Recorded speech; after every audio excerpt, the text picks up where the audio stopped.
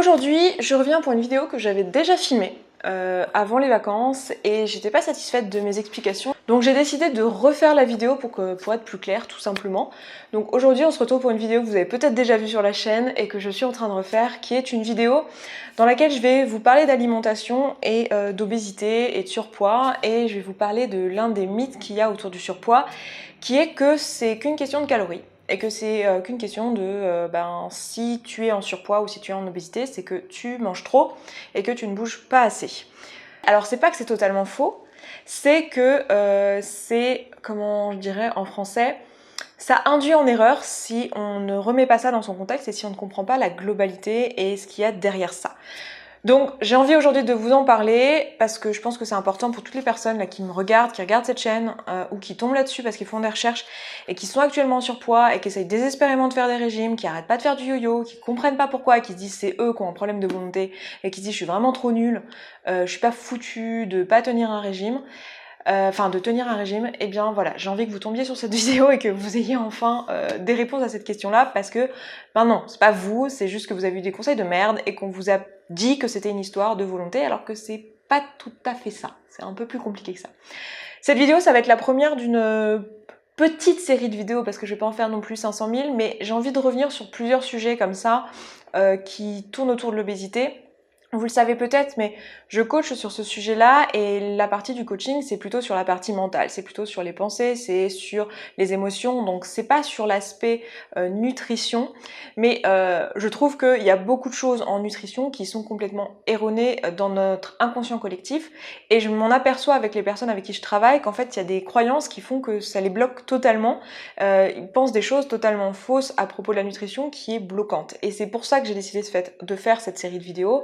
Parce que je sais qu'il y a des personnes qui me regardent, qui s'auto-coachent sur ce sujet-là, et c'est génial, et c'est pour ça que je fais des vidéos gratuites, c'est pour ça que je fais des podcasts gratuits, c'est pour que les gens qui n'ont pas les moyens de se payer du coaching et qui ont envie d'avancer puissent le faire par eux-mêmes. Et je m'aperçois en séance de coaching qu'en fait, il y a des croyances bloquantes et du coup j'ai envie de les débloquer aussi pour les personnes qui veulent faire ce travail par elles-mêmes. Ce que j'ai envie de vous dire avant de commencer, c'est que beaucoup de ce que je vais vous présenter ici et beaucoup des exemples que je vais utiliser proviennent de ce livre. Ce livre-là, c'est un livre qui a été écrit par un médecin qui s'appelle Jason Fung, qui commence à être connu un petit peu sur internet parce qu'il se trouve qu'il est aussi très bon vulgarisateur.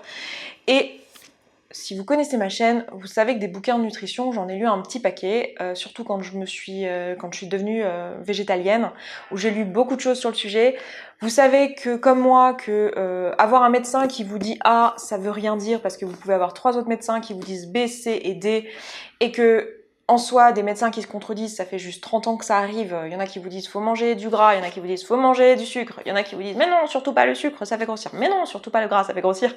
Voilà, il y en a qui vous disent faut manger que des protéines, puis d'autres qui font mais non, surtout pas, les protéines, ça fait du mal. Enfin voilà, on a entendu tout et son contraire, donc vous me connaissez, je vais pas vous balancer un médecin et vous dire faut suivre que celui-là, ce médecin est génial, il y a que lui qui a la vérité. Non, je suis pas comme ça, et la raison pour laquelle je vous présente ce livre, c'est parce que cette personne a une approche scientifique, c'est-à-dire que ça n'est pas juste une approche de médecin praticien, mais une approche de scientifique, c'est-à-dire qu'elle a fait sa biblio, tout simplement. C'est un médecin qui a fait la recherche bibliographique et s'est appuyé sur toutes les études de ces dernières années. Et il n'a pas juste pris une étude pour confirmer son propos, parce qu'on sait tous qu'avec une étude, on peut dire tout et n'importe quoi, qu'une étude ne prouve rien en soi, parce qu'il y a un truc très important en science, c'est la reproductibilité des résultats. Et c'est pas ce que fait ce médecin-là. Alors, il y a des domaines de la médecine où malheureusement on a nos limites, des fois il n'y a qu'une étude, des fois il n'y en a que quelques-unes, mais il a fait un énorme travail de biblio. Vous voyez dans ce livre, voilà, toutes ces pages-là, c'est toute la bibliographie, avec que des articles scientifiques. Je les ai pas tous lus, hein, je vous le dis honnêtement, je les ai pas tous lus. Donc c'est un livre qui est très très bien référencé, et je trouve qu'il est très bien vulgarisé, et qu'il prend en compte la globalité de la problématique de l'obésité. Presque. Il prend pas en compte trop l'aspect émotionnel et psychologique, que moi je connais un petit peu mieux du coup, mais il prend en compte voilà, tout l'aspect global de l'obésité. Il a vraiment fait un boulot d'ensemble. À la base, c'est un médecin qui est néphrologue, donc qui s'occupe des reins. Et il s'est aperçu en travaillant avec des patients qui étaient en obésité et qui étaient surtout diabétiques, qu'en fait il y avait un problème dans les prescriptions qu'il faisait, que les patients diabétiques qui prenaient de l'insuline se retrouvaient à prendre du poids et que ça aggravait leur diabète, et que du coup il y avait un problème. Il s'est remis en cause en fait en tant que médecin en disant il y a un problème, parce que ce qu'on prescrit à nos patients, ça aggrave leur maladie, donc il y a quelque chose qui va pas et qu'on n'a pas compris dans l'obésité. C'est là qu'il a commencé ses recherches, c'est là qu'il a écrit ce bouquin, qui est génial par ailleurs, donc si vous avez envie de le lire, lisez-le. Je vais arrêter la promo de ce livre, je suis pas du tout payée pour vous parler de ce livre, hein, je suis jamais payée pour vous parler de livre, mais je vais vous parler aujourd'hui des calories. Alors, la problématique avec les calories, c'est que on est tous d'accord, si on a du surpoids à un moment donné, c'est qu'on a mangé plus que ce dont on avait besoin pour vivre et c'est pour ça qu'on l'a stocké. Ça, c'est quelque chose que vous m'avez déjà entendu dire, c'est effectivement le cas. Donc, du coup, la conclusion qui paraît logique lorsqu'on entend ça, c'est juste de se dire, bah, c'est simple, il suffit de manger moins et de dépenser plus. Voilà, comme ça, tu vas perdre du poids.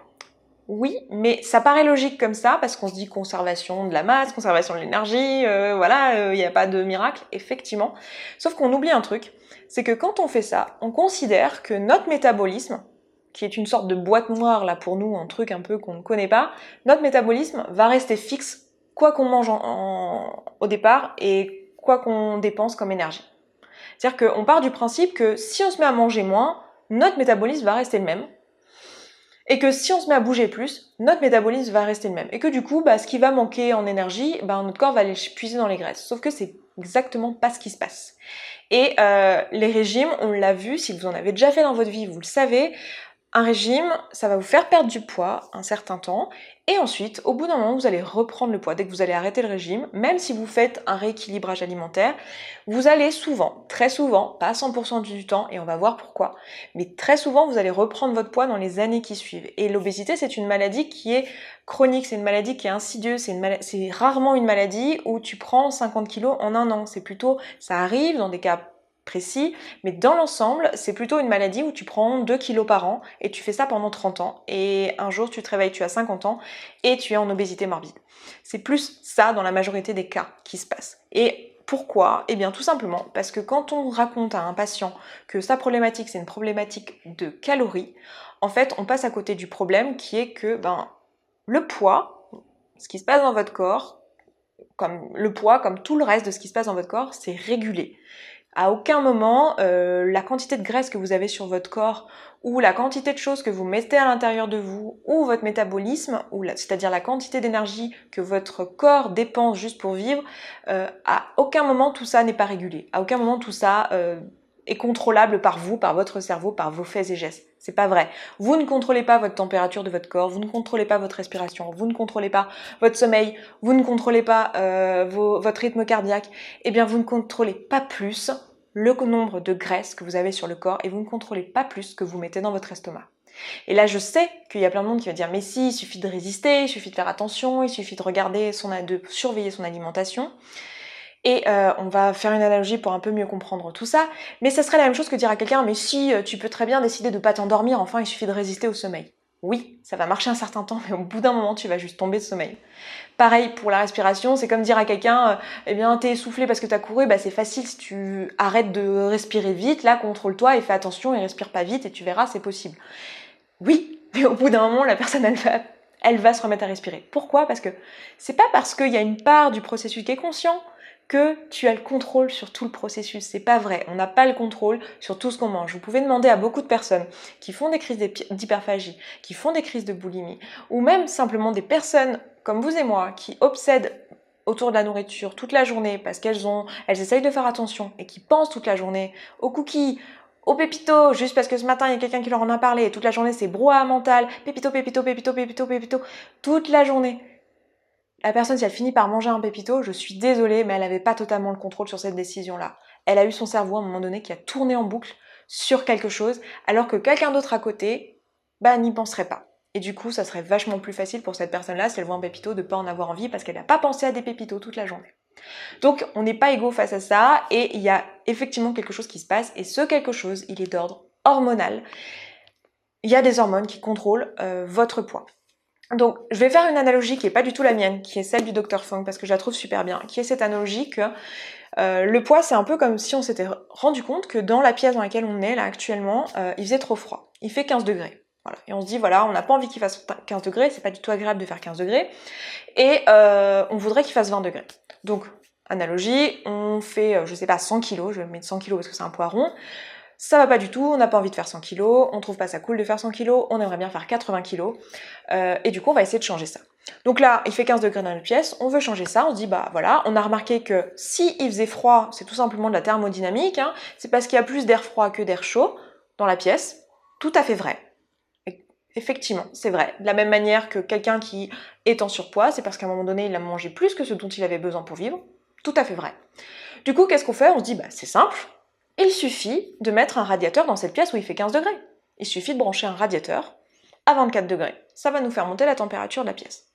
Tout à fait vrai. Et c'est exactement ce qu'on fait aussi quand on fait un régime. On dit, bah c'est simple, il suffit de faire une restriction calorique. Alors on va la faire doucement, tant qu'à faire, on va la faire avec un médecin qui va nous dire quoi manger, on va essayer de pas faire de carence, etc. On va dépenser un peu plus d'énergie, manger un peu moins, et on va s'apporter, au lieu de 2000 calories, 1800 calories, par exemple. Par exemple, hein. Je dis pas qu'il faut faire ça, par exemple. Et donc là, ce qu'on fait, c'est qu'on met un radiateur dans la pièce. Et ça se passe très bien, effectivement, quand on met un radiateur dans une pièce à 15 degrés, quand on met un radiateur à 24 degrés, ça augmente la température de la pièce, parfait. Et là, on arrive à une température qui va bien, on est à 20 degrés, très content, qu'est-ce qu'on fait? Bah, on éteint le radiateur, tout simplement, parce qu'on n'en a plus besoin. Donc on arrête le régime, on n'en a plus besoin. Et qu'est-ce qui se passe? On se dit, mais mince, c'est très bizarre, la température de la pièce rebaisse à 15 degrés. On n'a rien fait de particulier, on se dit, c'est bizarre pourtant, la température rebaisse à 15 degrés. Et pareil pour le régime, on s'arrête, et là, le poids remonte. On n'a rien fait de particulier, et le poids remonte tout doucement. Pourtant, on a gardé un mode de vie sain, on a appris à bien se nourrir, mais notre poids remonte tout doucement. Et en fait, ce qui s'est passé, c'est qu'on n'est pas au courant. On s'est dit, on a fait les gros malins, moi j'aime bien dire ça, on a fait les gros malins, on a cru qu'on avait tout compris en voyant la température de la pièce, on s'est dit, c'est bon, j'ai tout compris, c'est simple, je vais mettre un radiateur, sauf que ce qu'on n'a pas vu, c'est que la pièce, la température, elle était contrôlée. C'est ce qui se passe dans notre corps. Ta dépense énergétique, en fait, elle est contrôlée. Et il y a un thermostat, en fait, dans cette pièce, il y a une clim qui est à l'œuvre et qui maintient la pièce à 15 degrés. Et c'est pour ça que quand tu arrêtes le radiateur, la température revient à 15 degrés parce que tout simplement, la clim, elle est en route, quoi. Et que notre vrai problème, en fait, c'est pas de rajouter un radiateur. Si on fait ça, on n'a pas compris l'ensemble du problème. Et à long terme, on risque d'avoir un problème plus grand. Parce que ce qu'on risque de faire, c'est de se dire, après le premier régime qui n'a pas marché, ou on a repris après, on se dit, c'est pas grave, je vais en faire un deuxième, cette fois-ci un peu plus drastique. Et on se dit, de toute façon, on va pas mettre un radiateur à 24 degrés, on va mettre un radiateur à 30 degrés. Et le problème, c'est que, on a la clim là qui turbine, je suis partie dans des mots bizarres, qui turbine, et qui essaye de ramener la pièce à 15 degrés. Et au bout d'un moment, ça finit par faire tomber en panne la clim. C'est ce qui se passe chez beaucoup de personnes. Au bout d'un moment, à force d'avoir fait des régimes, les personnes ont perdu complètement leur sensation de faim, leur sensation de satiété. Ils savent plus du tout quand est-ce qu'ils ont faim. Ils savent plus pourquoi ils ont des envies bizarres. Ils se retrouvent à avoir envie de manger à n'importe quel moment de la journée, à avoir faim à n'importe quel moment de la journée. C'est du grand n'importe quoi. Ils ont l'impression de perdre le contrôle sur la nourriture qu'ils mangent. Tout simplement parce que leur thermostat, leur clim est en panne. C'est tout. C'est pas eux qui ont un problème de volonté, etc. C'est faux. Le corps est régulé, tout simplement. Et donc, nous, on a juste ignoré qu'il y avait un système de régulation du poids quand on a fait ça. Donc ça, c'était pour la partie imagée. En pratique, qu'est-ce qui se passe? Si je vous dis ça avec des termes un peu plus techniques, sans que ça soit non plus, je vais vous faire de la vulgarisation. Si vous voulez l'aspect technique, vous cherchez dans des bouquins, vous allez sur Wikipédia, sur la page en rapport avec le diabète de type 1, le diabète de type 2, l'obésité, l'insuline, la leptine, la gréline, le cortisol, la peptide YY. Si vous voulez en savoir plus sur tout ça, je vous laisserai aller voir tout ça et faire votre biblio. Là, j'ai envie que ça soit vulgarisé et que vous puissiez bien comprendre ce qui se passe. L'hormone principale, c'est pas du tout la seule, mais l'hormone principale qui régule tout ça, c'est l'insuline. Et d'ailleurs, vous le savez peut-être, deux maladies qui ont pour symptôme principal le surpoids et le sous-poids, ce sont des maladies qui impliquent une problématique au niveau de l'insuline. Le diabète de type 1 et le diabète de type 2. Dans le cas d'un diabète de type 1, ce qui se passe, c'est que la personne a son pancréas qui ne produit pas assez ou pas du tout d'insuline. Et du coup, l'insuline, c'est une hormone qui permet de transporter le sucre que vous avez dans votre sang après avoir mangé. Vous avez votre glycémie qui s'élève, c'est tout à fait normal. Et en fait, ce que fait l'insuline, c'est qu'elle va aider, c'est pas elle qui le fait directement, mais elle va aider à transporter le sucre directement dans vos cellules, parce que vos cellules marchent au sucre et que c'est comme ça que vous fonctionnez. Et une fois que les cellules ont mangé, elle va l'emmener vers des zones de stockage pour utiliser plus tard. Notamment dans vos stocks de glycogène dans votre foie et dans vos muscles. C'est pour ça que vous ne mourrez pas la nuit. La nuit, vous ne mangez pas et en fait, vous survivez sur vos stocks de glycogène. Et une fois que ces stocks-là ils sont pleins, elle va les mettre, ce qui reste, dans les graisses, pour plus tard. C'est à ça que ça sert, c'est des stocks. Les graisses, c'est juste du stock. Donc, quelqu'un qui aurait un diabète de type 1, le problème c'est que comme il n'a pas assez d'insuline, il va globalement pas trop faire de stock parce qu'il n'y a pas beaucoup d'insuline pour aller transporter le sucre dans les stocks. Du coup, la prescription qu'on fait à quelqu'un qui a un diabète de type 1, ça va être de lui donner de l'insuline pour qu'il puisse utiliser tout simplement le sucre qu'il a dans son sang et pouvoir vivre, parce que c'est comme ça que marchent les cellules, donc il faut bien vivre. Et l'un des symptômes du coup d'un diabète de type 1, c'est d'avoir une maigreur, voilà, tout simplement. C'est des personnes qui stockent pas, puisqu'elles n'ont pas de quoi stocker, puisque c'est l'insuline qui permet de stocker. À l'inverse, un diabète de type 2, ça va être quelqu'un qui a une glycémie tellement élevée que en fait cette personne a constamment de l'insuline qui lui vient dans le sang et elle passe son temps à stocker. Du coup, elle va avoir beaucoup de graisses qui vont s'accumuler, c'est pour ça qu'elle est en surpoids. Et en plus, l'une des problématiques, c'est qu'une personne avec un diabète de type 2, elle va avoir une glycémie qui continue à rester élevée, et du coup, on va lui prescrire d'autant plus d'insuline parce que son pancréas finit par fatiguer à force de faire beaucoup d'insuline pour essayer d'enlever ce sucre dans ce sang, parce que s'il y a trop de sucre dans le sang, on meurt. Donc, il essaye de l'enlever. Le problème, c'est qu'au bout d'un moment, le pancréas est fatigué, du coup, il n'arrive plus à faire assez d'insuline, du coup, on prescrit de l'insuline à ces personnes-là, qui du coup prennent encore plus de poids. Donc le traitement qu'on donne aggrave le diabète, mais c'est un peu une obligation sur le moment parce qu'on peut pas laisser quelqu'un avec une glycémie trop élevée. Du coup, c'est assez problématique. Donc voilà un peu le tableau. Donc tout ça pour vous dire que l'insuline, c'est l'hormone qui va transporter le sucre et l'amener dans vos zones de stockage. Donc c'est elle qui décide ça, c'est pas vous, c'est pas votre cerveau, c'est pas le nombre de calories, c'est pas ça, c'est l'insuline. Le problème, c'est que le corps, il est relativement bien fait. Donc vous avez l'insuline d'une part, et puis au bout d'un moment, ce qui se passe, c'est que si vous avez suffisamment de graisse, ce que vont faire vos cellules adipeuses, c'est qu'elles vont envoyer une autre hormone à votre cerveau, qui est la leptine, et cette leptine, elle va dire à votre cerveau, ok les gars, là on est complet, c'est bon, on a assez de graisse sur le corps, on est tranquille, c'est plus la peine de manger. Ce qui va se passer, c'est que ça va diminuer les sensations de faim. En fait, la leptine, c'est une hormone de satiété, on peut dire ça comme ça. Donc elle va diminuer les sensations de faim et ça va faire que la personne en question, elle aura moins faim quand elle aura suffisamment de graisse sur son corps. Et du coup, ce sera beaucoup plus facile pour elle, évidemment, de manger moins, puisqu'elle aura moins faim et moins envie, du coup aussi, parce que ça va avec. En fait, l'une des problématiques, c'est que la leptine, elle est inhibée par la présence de l'insuline. C'est-à-dire, si vous avez de l'insuline dans votre sang, votre leptine ne va pas pouvoir s'exprimer. Donc si vous avez constamment du sucre dans votre sang, même un tout petit peu, et donc constamment de l'insuline dans votre sang, même un tout petit peu, votre leptine ne va pas pouvoir faire son travail de vous dire « Ok, là on est complet, on n'a plus faim, c'est plus la peine de manger autant ». Et le problème, c'est que ça se passe chez beaucoup d'entre nous. On est beaucoup à manger, même pas forcément beaucoup en quantité, mais un petit peu, toute la journée. Et c'est ce que nous disent beaucoup de régimes. Le problème, c'est que la plupart des régimes ne tiennent pas compte de l'insuline et nous disent juste qu'il suffit de manger moins. Donc par exemple, on va vous dire de manger 1200, 1500, 1800 calories, mais de les manger en 5 ou 6 repas. Et le problème, c'est que si vous faites ça, si vous mangez 3, 4, 5, 6 repas, vous allez avoir constamment de l'insuline dans votre sang. Et si vous avez constamment de l'insuline dans votre sang, non seulement votre leptine, elle peut pas s'exprimer pour vous dire que vous n'avez en fait plus faim parce que vous avez déjà assez de graisse, donc vous allez avoir faim tout le temps, mais en plus de ça, et toute personne qui a essayé de maigrir avec un régime hypocalorie toute la journée sait qu'on a faim tout le temps, mais en plus de ça, vous n'allez pas pouvoir déstocker. Parce que le problème, c'est que le corps est bien fait, c'est soit vous dormez, soit vous êtes réveillé. Vous pouvez pas être les deux en même temps. Et là, c'est soit vous stockez des graisses, soit vous déstockez des graisses. Ou soit vous stockez du sucre, soit vous déstockez du sucre. C'est plus comme ça d'ailleurs que ça se passe. Donc si vous avez de l'insuline dans votre sang, vous n'êtes pas en train de déstocker. Vous ne pouvez pas accéder à vos stocks. Du coup, si vous donnez que 1000 calories, je prends un truc volontairement drastique, vous donnez que 1000 calories à votre corps, et vous lui donnez en toute petite portion tout au long de la journée, et lui, vu qu'il a tout le temps de l'insuline dans le sang, il peut pas aller chercher dans les graisses. Du coup, qu'est-ce qui se passe ? Il essaye de vivre sur 1000 calories. Il n'a pas le choix, il peut pas aller chercher dans les graisses, donc il vit sur les 1000 calories que vous lui donnez. Et du coup, vous avez votre métabolisme qui va effectivement baisser dans ce cas-là.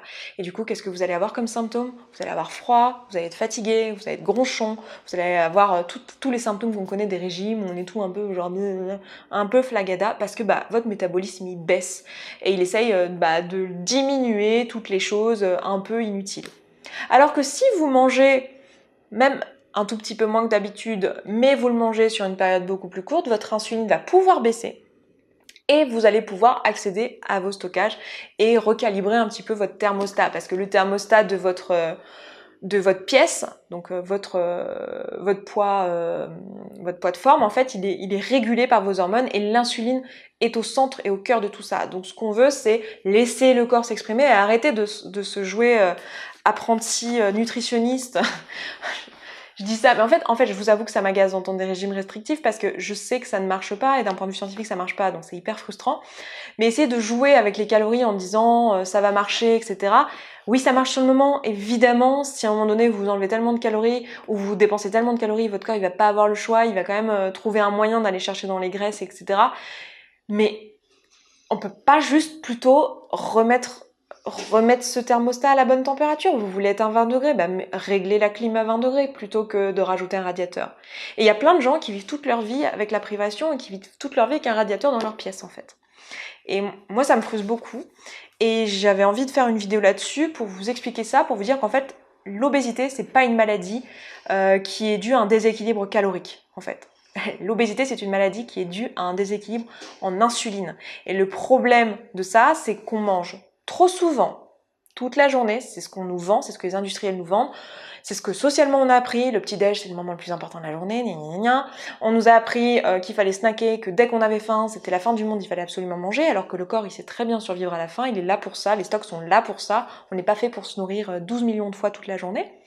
Et la deuxième chose, c'est qu'on a dénaturé la nature de ce qu'on mange. Et ça, je vous en ai déjà parlé dans une précédente vidéo, mais on a fait des aliments qui étaient beaucoup trop bons, qui étaient beaucoup trop sucrés. Du coup, on va avoir à la fois une réponse en plaisir qui est trop élevée, donc ça va se manifester par de la dopamine, qui va être trop élevée, qui va nous rendre assez vite addicts aux choses qui sont trop denses, donc ça va être typiquement les sucres raffinés. Et en plus, ces sucres raffinés vont faire une réponse en insuline qui est très élevée, parce que ce qui fait monter le plus l'insuline, c'est le sucre. Du coup, on va avoir une insuline très élevée, trop élevée, et du coup, on va mettre du temps très élevé. Il n'y a pas de P à la fin de trait. Désolé, très élevé. Et du coup, on va mettre beaucoup de temps à avoir un niveau d'insuline qui va redescendre. Et ça aggrave aussi la situation de ne pas pouvoir accéder à ces stockages. Et du coup, on va avoir des personnes qui sont en obésité, qui ont faim tout le temps, qui n'ont pas accès à leur stock, qui ne comprennent pas pourquoi elles ne peuvent pas maigrir, qui ont leur métabolisme qui a vachement ralenti, qui ont froid tout le temps, qui sont grochons tout le temps, et qui pensent que c'est de leur faute et qui n'ont pas de volonté. Eh bien, tout ça, c'est faux. Et j'avais envie de le dire, j'avais envie de vous en parler. J'en ai marre d'entendre des personnes minces qui s'amusent à jouer les apprentis nutritionnistes, à dire des choses qui sont certes pas insensées. En fait, je vous en veux pas, vous les minces qui dites ça, hein. Vraiment, je vous en veux pas, je comprends pourquoi. Mais c'est faux parce que ça ne prend pas en compte tout le contexte. C'est pas faux en soi que quelqu'un qui est en obésité, c'est quelqu'un qui à un moment donné dans sa vie a mangé plus que ce qu'il avait besoin, mais c'est un peu plus compliqué que ça. C'est pas juste en diminuant son apport calorique qu'il va arranger sa situation. Remarquez quand même que beaucoup de personnes font un régime hypocalorique et perdent du poids sur la durée, et que en fait, il y a de bonnes chances qu'en fait ce qui se passe, c'est qu'elles réduisent soit leur sucre raffiné, soit le nombre de repas qu'elles font par jour et la nature de ce qu'elles mangent tout simplement. Et c'est pas juste une histoire de calories. Donc ça arrive effectivement qu'une personne fasse à la base un régime hypocalorique et en fait se retrouve à perdre sur le long terme parce qu'en fait elle a régulé son insuline. C'est ça qu'elle a fait. C'est pas tellement qu'elle a régulé ses calories en fait. Donc voilà, écoutez, je m'arrête là pour cette vidéo, j'espère qu'elle aura été plus claire que la première fois que j'ai fait cette vidéo. Si c'est pas le cas, eh ben, je m'en excuse par avance, n'hésitez pas à me poser vos questions. Bien sûr, c'est un sujet qui me passionne, c'est un sujet qui m'agace, donc je sais que je peux être un peu rentre dedans et je suis désolée, ne le prenez pas personnellement évidemment, on est tous désinformés là-dessus, j'ai été la première à faire des régimes hypocaloriques pendant des années, je suis pas du tout dans l'autocomplaisance, donc je suis pas du tout quelqu'un qui va dire oh quand même les gros c'est pas de leur faute, non non non. Je pense qu'on a notre part de responsabilité en tant qu'obèse maintenant de comprendre tout ça, de travailler là-dessus, de faire ce qu'il faut, de faire le travail sur nous-mêmes, de faire le travail sur nos émotions, sur nos pensées, etc. Et j'encouragerai toutes les personnes obèses qui tombent là-dessus à faire ce travail-là. Mais j'en ai marre d'entendre des gens qui disent que quelqu'un d'obèse c'est juste quelqu'un de feignant, que c'est juste quelqu'un qui ne sait pas se bouger, que c'est juste quelqu'un qui est glouton et qui bouffe trop. Parce que c'est juste faux, je l'ai vécu, je le sais, je suis la dernière des personnes feignantes sur cette terre, c'est pas pour me lancer fort, je m'en fous, mais vraiment sincèrement, je sais que je suis pas quelqu'un de feignant et je connais plein d'obèses qui ne sont pas des gens feignants, et donc voilà, j'avais besoin de faire ce truc là, et en plus c'est de la désinformation scientifique et ça me saoule, donc voilà. Écoutez, je vous renvoie à ce bouquin, je m'arrête là parce que j'ai beaucoup parlé, je vous embrasse et je vous dis à la prochaine. Ciao ciao. Et pour finir, oui, cette vidéo, je vous avais dit il y a quelques semaines que j'allais lancer un programme à la rentrée pour aider les personnes en surpoids, un programme de coaching, enfin d'auto-coaching en ligne. En réalité, si vous voulez travailler avec moi, il y a 3 façons de le faire. Soit vous allez pouvoir commencer ce programme qui va sortir en septembre. Donc c'est un programme qui va se faire en ligne totalement, comme le programme Connaissance de Soi qui existe déjà. Il sera au même prix, donc ce sera un tarif assez abordable pour que le maximum de personnes puissent y accéder. Dans ce programme, il y aura un replay d'un des ateliers que j'ai donné récemment pour toutes les personnes en plus qui n'ont pas pu assister à un atelier parce qu'elles peuvent pas se déplacer, parce que je suis pas passée dans leur ville. Ça vous permettra d'y accéder et vous aurez toutes les instructions et tous les outils que je donne aux personnes avec qui je coach pour que vous puissiez vous le faire par vous-même en autonomie à un prix abordable. Ensuite, la deuxième façon de travailler avec moi, c'est de le faire au sein d'un groupe. J'ouvre un groupe de coaching là à la rentrée qui va commencer le 15 septembre. Les inscriptions, c'est en ce moment, donc si vous voulez vous inscrire, allez voir la barre d'infos, il y a un lien pour me contacter, je vous prends un rendez-vous avec vous, on se voit en visu par Skype et on discute et je vois si c'est adapté pour vous parce que comme c'est un certain coût, je veux pas que vous vous inscriviez sans qu'on en ait discuté avant, sans qu'on sache si c'est vraiment ce dont vous avez besoin. La troisième façon, c'est en coaching individuel. Simplement en ce moment je suis complet mais j'aurai de nouveau, je vais ouvrir de nouveau des coachings à la rentrée vers octobre. C'est les mêmes outils, c'est les mêmes méthodes que celles que vous avez dans le programme en ligne, que celles que vous avez dans le coaching de groupe. C'est les mêmes méthodes sauf que moi je les applique à vous et je bosse avec vous en direct. Donc si vous êtes quelqu'un qui a besoin d'un suivi plus personnel, que vous voulez un truc un peu plus avec quelqu'un derrière vous quoi, eh bien je peux faire ça pour vous, c'est mon métier. Donc voilà, écoutez, je vous mets tout ça en barre d'infos. Si ça vous intéresse, n'hésitez pas à aller voir, n'hésitez pas à me contacter via toutes les informations que je vous ai mis en barre d'infos. Et puis ben moi je vous embrasse et je vous dis à très vite dans une prochaine vidéo. Ciao ciao.